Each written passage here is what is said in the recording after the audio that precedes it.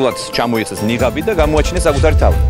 პოლიტიკური განქორწინებიდან ერთი კვირის თავზე ღარიბაშვილმა ალასანიასთან ბრძოლაში ფრონტის მეორე ხაზი გახსნა.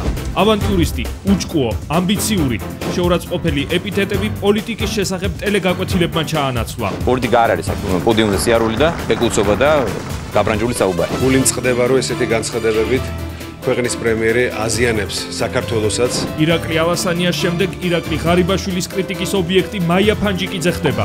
პრემიერი გადადგომიდან 6 დღის შემდეგ ყოფილ თანაგუნდელს შეთქმულებაში ადანაშაულებს და ამბობს, რომ საგარეო საქმეთა ყოფილი მინისტრი სააკაშვილის ხელისუფლების მაღალ ჩინოსნებს ლობირებდა. მაია ფანჯიკიძის ქმედებებში ძალიან ხშირად მე მქონია შეკითხვები და ეჭვებიც. სად იყო აქამდე და რატომ ადრე არ გადააყენა. რეალობას აცდენილი კაცის განცხადება. საქართველოს პრემიერ-მინისტრის სამწუხაროდ ერთი დიდი არაადეკვატურობის ზეიმი გახდა. დარჩება თუ არა მხოლოდ სიტყვები, ბრძოლის მთავარი არაღად. პრემიერი ოპოზიციაში წასულ თანამებრძოლებს სიურპრიზებს უანონსებს. მოსახლეობაც ძალიან ბევრ სიურპრიზს გაიგებს. ალბათ კინდერ სიურპრიზი გიუზადებს. ვიღაცები არასწორი ინფორმაციით კვებავენ. პოლიტიკური კრიზისიდან სიურპრიზების ომის მოლოდინში. რა პასუხი აქვს პრემიერის ხმაურიან ბრალდებებზე მაია ფანჯიკიძეს? დღეს არჩევანის პირდაპირ ეთერში საგარეო საქმეთა ყოფილი მინისტრი.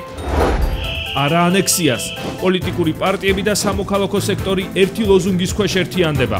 15 ნოემბერს თბილისის ცენტრში აქცია და მსვლელობაა დაანონსებული. რისთვის გამოდის ქუჩაში ხალხი? პუტინს ყველამ ერთად უნდა ვებრძოლოთ. არ შეურიგდებით ხელისუფლების კაპიტულანტურ პოლიტიკას. ვარ სოხუმელი და მე ამასობაში ვარ ამხაზე და ეს არის საქართველოს. ჩვენი სურვილი არის ვიყოთ ევროპული ოჯახის ნაწილი. ის ვინც 15 ნოემბერს რუსთაველის გამზირზე გადის, პოლიტიკოსები, საზოგადოების წარმომადგენლები და აქციის ორგანიზატორები დღეს არჩევანის სტუდიაში.